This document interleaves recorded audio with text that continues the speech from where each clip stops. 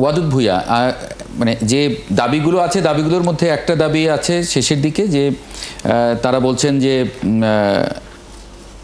জাতীয় পার্টিকে নিষিদ্ধ করা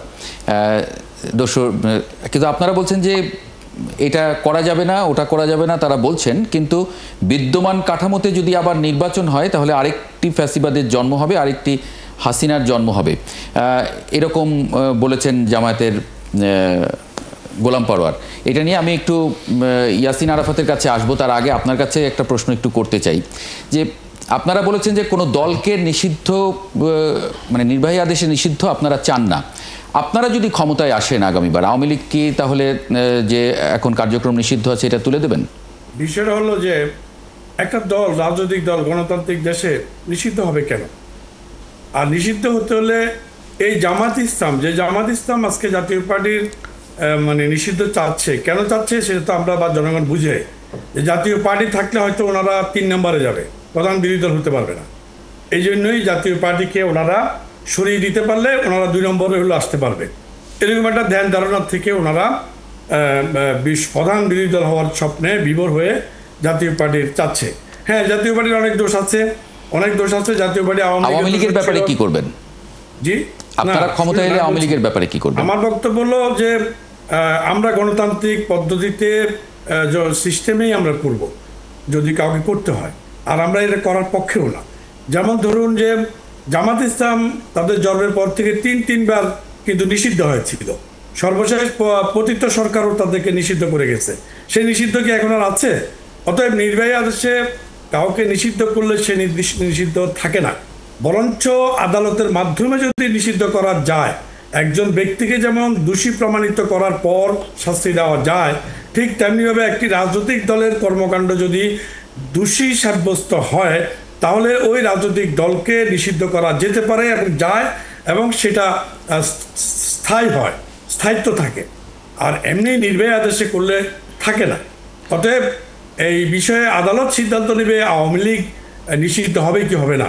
আমি এটাই মনে করি, আমরা আসলে আমরা আদালতের উপর ছেড়ে দেব, আদালত সিদ্ধান্ত নেবে আওয়ামী লীগ নিষিদ্ধ থাকবে কি থাকবে না, হবে কি হবে না।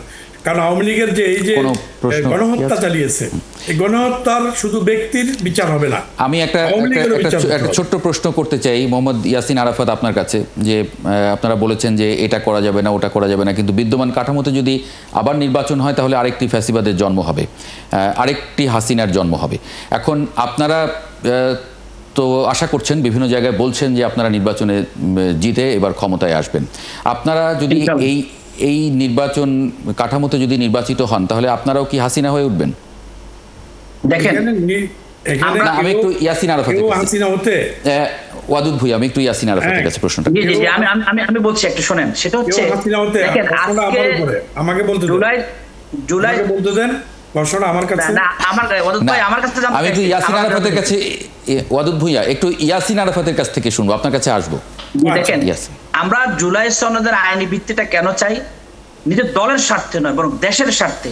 আমার বিশ্বাস, আমার দলের বিশ্বাস, জুলাই সনদের আইনি ভিত্তি রচনা হলে আওয়ামী লীগের মতো ফেসিবাদ তন্ত্র কায়েমের সুযোগ এই বাংলাদেশে আর কেউ পাবে না। বাংলাদেশের এই রাষ্ট্রের ফেসিবাদ তন্ত্র যে পতন হয়েছে, সবাইকে দলের জায়গা থেকে রাস্তা নেমেছে, নাকি ফেসিবাদ তন্ত্রকে বিতরণ করার জন্য রাস্তা নেমেছে? এই যে আওয়ামী লীগ যে নির্বাহী আদেশে নিষিদ্ধ হয়েছে, এটা কি শুধু আওয়ামী লীগ নির্বাহী আদেশে নিষিদ্ধ হয়েছে, না জনরায় নিষিদ্ধ হয়েছে? জনরায় ছিল বলে একটা নির্বাহী আদেশ দেওয়া হয়েছে, সেটা কার্যকর হয়েছে। সুতরাং এই জনরায় হচ্ছে জুলাই সনদের পক্ষে, এটা আইনগত ভিত্তির পক্ষে। এই প্রক্রিয়া গেলে, এই প্রক্রিয়া জামাত ইসলামী শুধু নয়, যে দলে ক্ষমতায় আসুক, আপনাকে ফেসিবাদ তন্ত্র কায়েমের সুযোগ থাকবে না। কারণ এখানে আপনার যিনি প্রধানমন্ত্রী হবেন তিনি নির্বাচন হয়, যদি এই কাঠামোতেই নির্বাচন হয় এবং আপনারা জিতে আসেন, তাহলে ফ্যাসিবাদ কায়েম করবেন বা কায়েম হয়ে যাবে না। এক নম্বরে জামাত ইসলামী আদর্শবাদী দলের জায়গা থেকে যে কাঠামো, যে পদ্ধতিতে ক্ষমতা আসুক না কেন, আমরা যদি ফেসিবাদের বিরুদ্ধে আমাদের আদর্শবাদী দলের জায়গা থেকে কোন সিস্টেমে, কোন পদ্ধতিতে ফেসিবাদ কায়েম হওয়ার কোনো সুযোগ নাই। কিন্তু আপনি এখন বর্তমান যে বিদ্যমান কাঠামো, এই বিদ্যমান কাঠামোতে ফেসিবাদ কায়েমের আশঙ্কা থেকে যায়। মাসুদ কামাল মন্তব্য করুন। আমি এখানে একটা কথা বলি, আমি দুজনকেই বলতেছি জিনিসটা, আমি যেটা বুঝি আমার মতো করে অবজারভেশন যেটা আমার আছে, এই যে আপনারা আইনি কাঠামো যেটা চাচ্ছেন, এখন এই আইনি কাঠামো আপনারা কীভাবে বাস্তবায়ন করবেন? বর্তমান যে সংবিধান, এই সংবিধানকে এটাকে স্বীকৃতি দেবে? এই প্রশ্নটা আমি কেন করলাম সেটাও বলছি। যে আপনারা মনে করতে পারবেন যে অগাস্টের 5 তারিখে যখন জুলাই ঘোষণাপত্র হলো, সেই জুলাই ঘোষণাপত্রের সময় কিন্তু স্পষ্ট করে বলা হয়েছে যে ডক্টর ইউনূসের সরকার হলো একটা সাংবিধানিক সরকার। যখন আপনি ডক্টর ইউনূস নিজে বলতেছেন যে আমার সরকার একটা সাংবিধানিক সরকার, তখন এই সরকারের পক্ষে কি সংবিধানের বাইরে যাওয়ার কোনো সুযোগ আছে? সংবিধানে বলা হয়, আমাদের সংবিধানে আপনি প্রথমেই বলতেন যে আমরা এই সংবিধান মানি না, যদি প্রথমেই বলতেন এই সংবিধানকে আমরা স্থগিত করছি, তাহলে আমার কিছু বলার ছিল না। কিন্তু ডক্টর ইউনূস যখন নিজে বলেন যে আমার সরকার একটা সাংবিধানিক সরকার, তখন ডক্টর ইউনূসের পক্ষে অথবা তার সরকারের পক্ষে সংবিধানের বাইরে কি করে যাবেন উনি? যাওয়ার সুযোগ নেই। এবং সংবিধানে আপনি যদি মিনিমাম একটা অক্ষর পরিবর্তন করেন, সেই জিনিসটা তো আপনি করতে হবে পার্লামেন্টের মাধ্যমে। তো এখন এই আলী রিয়াজ সাহেবের নেতৃত্বে বিদেশি অর্ধেক বিদেশি অর্ধেক বাংলাদেশি, তার নেতৃত্বে ঘোরা একটা সংস্কার কমিশন, এরা কি করে সংবিধানটা সংস্কার করবে এবং কি করে আইনি ভিত্তি আপনি পাবেন কোথায়, কিভাবে পাবেন ভাই? আমি কিন্তু বুঝি না। কারণ সুপ্রিম কোর্টকে আমরা বলি যে সংবিধানের গার্ডিয়ান, যে সেটা বলি সুপ্রিম কোর্ট যেটা বাতিল করে দিবে। সংবিধানের সঙ্গে আপনি যে আইনি করেন যদি বিন্দুমাত্র অমিল হয় তাহলে সংবিধানে টিকবে, ওটা টিকবে না। জি।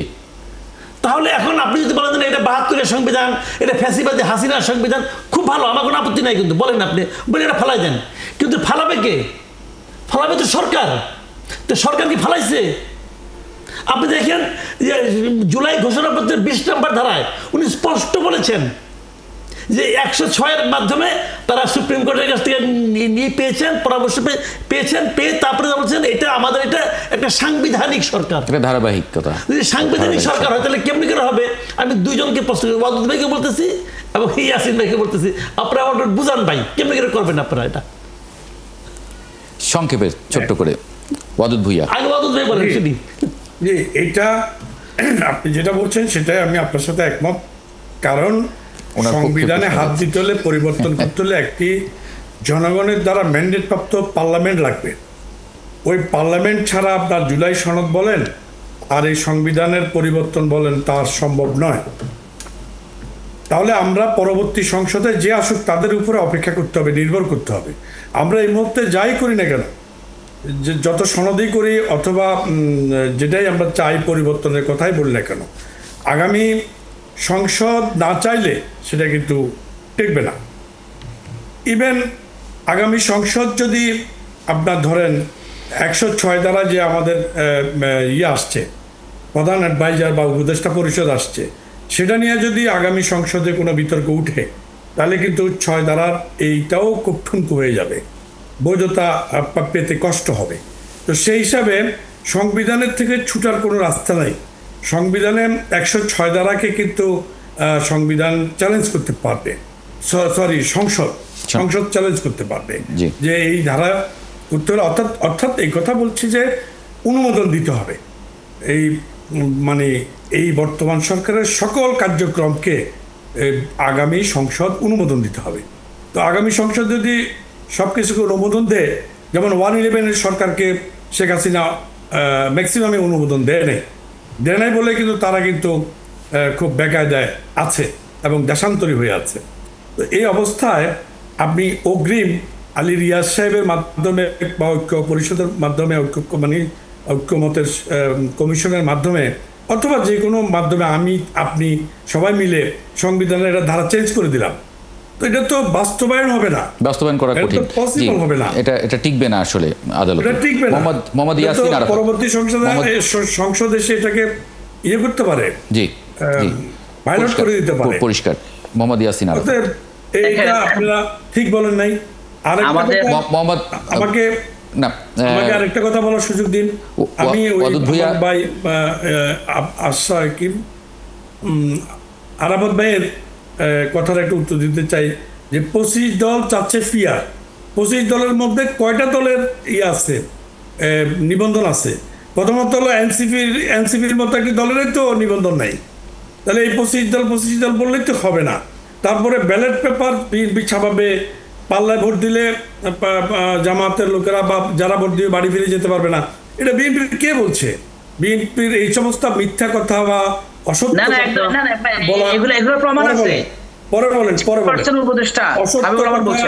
অসত্য কথা বলে মানুষকে বিভ্রান্ত করবেন না। বরঞ্চ আপনারা কি করছেন, বরঞ্চ আপনারা কি করছেন, যে সন্ত্রাসী আওয়ামী লীগাররা অ্যারেস্ট হয়েছে, আওয়ামী লীগেরা ক্যাডার ছিল, সেই সকল আওয়ামী লীগকে আপনারা কোর্টে গিয়ে বলতেছেন যে এই লোক আওয়ামী লীগ না, এই লোক 10 বছর আগের থেকে আমার জামাতের সমর্থক বলে তার বেল করে নিয়ে আসতেছেন, সমস্ত আওয়ামী ক্যাডারদেরকে বেল করে নিয়ে আসতেছেন। আর এদিকে বলছেন হাসিনার বিচার চাই, নিবন্ধন বাতিল চাই। আমার এই টপিকটা শেষ করতে হবে। আপনি জাতীয় পার্টি হাসিনার সাথে ছিল, এই অপরাধে তার নিবন্ধন বাতিল চাচ্ছেন, কিন্তু আপনি স্বয়ং আওয়ামী লীগের ক্যাডারকে সন্ত্রাসীকে, লুটেরাকে, অর্থ পাচারকারীকে আপনি জেলখানার থেকে জামাতের নাম দিয়ে বের করে নিয়ে আসতেছেন। মাসুদ কামাল ভাই যে প্রশ্নটা আমাদের দুজনের উদ্দেশ্যে রেখেছেন, এই প্রশ্নের ইতিমধ্যে জবাব তো জাতির সামনে চলে আসছে। যারা বলছে যে জুলাই সনদের আইনি ভিত্তি রচিত হওয়া সম্ভব নয়, সাংবিধানিক বাধ্যবাধকতা আছে।